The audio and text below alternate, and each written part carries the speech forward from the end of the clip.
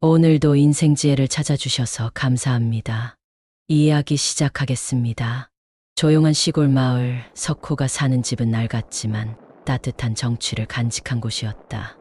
오래된 나무로 지어진 이 집은 석호의 삶이 고스란히 배어 있었다. 집 안은 쓸쓸했지만 벽마다 가족 사진이 걸려 있어 석호에게 위안을 주곤 했다. 그중 가장 눈에 띄는 것은 어린 아들 강준과 함께 찍은 사진이었다. 사진 속 준은 해맑게 웃고 있었고 석호는 그를 자랑스럽게 바라보고 있었다.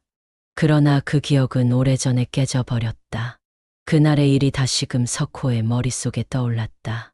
몇 년 전 명절을 맞아 간신히 한자리에 모였던 가족 모임은 좋은 기억으로 남지 않았다. 준아, 이제 내가 장남이니 집안을 더 책임감 있게 이끌어야 하지 않겠니? 석호는 부드럽게 말하려 했지만 아들 준은 어깨를 움츠렸다. 아버지, 저는 제 인생이 있어요. 제 방식대로 살고 싶어요.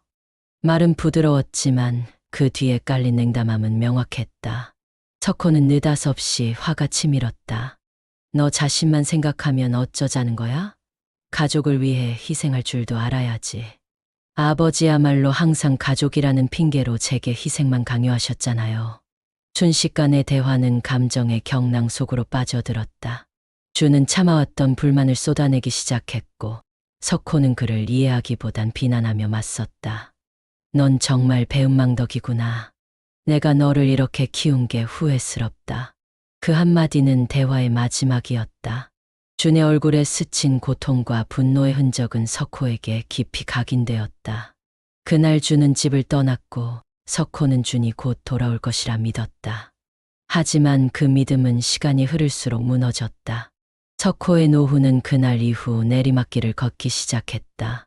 아들이 떠난 뒤 석호는 자신의 감정이 옳았다고 스스로를 다독였지만 시간이 지날수록 그 판단에 의문이 생겼다.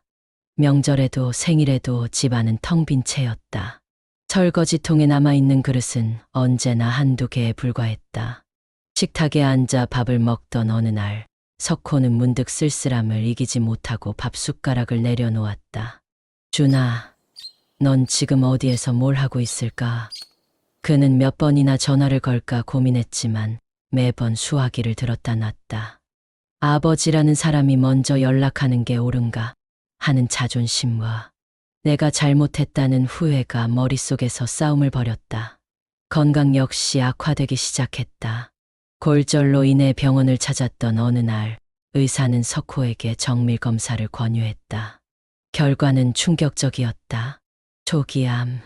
치료는 가능했지만 석호는 무엇보다 외로움과 싸워야 했다. 그는 그 소식을 듣고 멍하니 창밖을 바라봤다. 이렇게 끝낼 순 없다. 석호는 처음으로 아들에게 연락을 시도하기로 결심했다.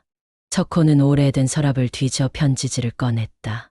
컴퓨터로 간단히 이메일을 보내는 것도 가능했지만 그는 글을 쓰는 방식이 더 진심을 전할 수 있을 것 같았다. 떨리는 손으로 펜을 잡은 그는 한참 동안 단 한 글자도 쓰지 못했다. 머릿속에는 많은 말들이 떠올랐지만 막상 적으려니 손이 멈췄다. 준아, 아버지가 잘못했구나.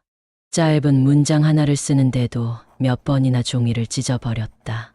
편지가 완성된 것은 한참 후였다. 준아, 아버지가 너무 어리석었다. 내가 떠난 뒤로 얼마나 후회했는지 모른다. 우리 서로 마음을 열고 이야기할 기회를 줄 수 없겠지? 아무리 늦더라도 아버지는 기다릴 것이다. 사랑한다, 아버지가. 석호는 편지를 우체통에 넣고 돌아오는 길 한동안 들뜨고 설레는 마음을 감출 수 없었다. 그러나 그 설렘은 시간이 지나면서 점점 불안으로 변했다. 며칠이 지나도 몇 주가 지나도 답장은 오지 않았다. 그는 편지가 제대로 전달됐는지 확인하기 위해 우체국에 전화를 걸까 하다가도 망설였다. 그조차 아들에게 부담이 될까 두려웠다. 그날 밤 그는 의자에 앉아 한참을 생각했다. 이 나이에 용서를 구하는 게 쉬운 일이 아니구나 하지만 그게 아버지가 해야 할 일이겠지. 그는 아들의 답장을 기다리며 매일 집 앞에서 들려오는 소리를 듣곤 했다. 그러나 문 밖은 언제나 고요했고 석호의 심장은 점점 더 무거워졌다. 늦은 저녁 석호는 익숙한 강가의 바람 소리를 들으며 낡은 라디오에서 흘러나오는 클래식 음악에 귀를 기울이고 있었다. 바람에 흔들리는 창문의 틈새로 들려오는 발소리가 그의 고요한 마음을 깨웠다. 설마. 석호는 깜짝 놀라며 몸을 일으켰다. 오랜 시간 익숙해진 정막을 깨는 소리였다. 그는 심장이 터질 듯 두근거리며 문 쪽으로 발을 옮겼다. 한 걸음, 두 걸음. 문에 가까워질수록 떨림은 커졌다. 손을 문고리에 올린 순간 그는 마치 시간이 멈춘 듯한 느낌을 받았다. 문을 열자 그곳엔 예상과는 다른 사람이 서 있었다. 우체국 직원이었다. 그의 손에는 석호가 보낸 편지가 들려 있었다. 봉투엔 빨간 딱지가 붙어 있었고 그 위엔 선명하게 수취인 불명이라는 글자가 새겨져 있었다. 어르신, 보내신 편지가 반송됐습니다. 직원의 설명은 무심했지만 석호의 가슴엔 천둥처럼 울렸다. 그는 반송된 편지를 받아들고 아무 말 없이 고개를 끄덕였다. 문을 닫은 뒤 그는 천천히 의자에 앉아 손에 든 편지를 물끄러미 바라봤다. 떨리는 손가락으로 봉투를 매만지던 석호는 그 안에서 무언가를 꺼내보려 했다. 하지만 그는 그러지 못했다. 다만 편지를 품에 안고 말없이 고개를 숙인 채 깊은 한숨을 내쉬었다. 그때 내가 왜 그런 말을 했을까? 그의 중얼거림은 깊은 후회의 골짜기로 스스로를 밀어넣는 듯했다. 다시는 기회가 없을지도 모른다는 생각이 머릿속을 떠나지 않았다. 그날 밤 석호는 아들이 문을 두드리는 상상을 하며 침대에 누웠다. 꿈속에서 그는 준의 어린 시절 모습을 보았다. 까르르 웃으며 아버지 품으로 달려오던 어린 아들의 모습이 강렬하게 떠올랐다. 몇 주가 지나도록 석호는 아들의 연락을 기다렸다. 그러나 아무 소식도 들려오지 않았다. 그에게 남은 것은 되돌아온 편지와 멀리 떠나버린 기억뿐이었다. 점점 쇠약해지는 몸을 이끌고 그는 강가를 따라 산책을 나서곤 했다. 햇살 아래 반짝이는 물결을 보며 그는 생각했다.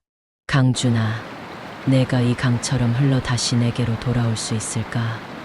어느 오후 강가를 산책하던 석호는 문득 예전 가족 사진을 떠올렸다. 그는 서둘러 집으로 돌아와 먼지가 쌓인 사진첩을 꺼냈다. 사진 속 준의 얼굴은 여전히 해맑았다. 어릴 적 가족 여행에서 찍은 사진이었다. 그는 그 사진을 손수건으로 닦고 조심스럽게 탁자 위에 올려놓았다. 며칠 후 집 앞에 낯선 자동차가 멈춰섰다. 차에서 내린 남자는 깔끔한 정장을 입고 있었다. 그는 이내 문 앞에서 잠시 머뭇거리더니 천천히 손을 들어 초인종을 눌렀다. 안에서 인기척이 없자 그는 문을 두드렸다. 아버지, 저예요. 강준이에요. 그의 목소리는 낮고 조심스러웠지만 떨림이 느껴졌다. 문은 열리지 않았다. 조용히 열린 창문 사이로 들려오는 것은 오랜 라디오 소리뿐이었다. 강준은 자신이 너무 늦은 것이 아닌지 두려워졌다. 그는 문을 열고 안으로 들어섰다.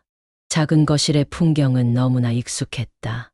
낡은 소파, 테이블 위에 유리잔, 벽에 걸린 오래된 달력, 그리고 의자에 앉아있는 아버지.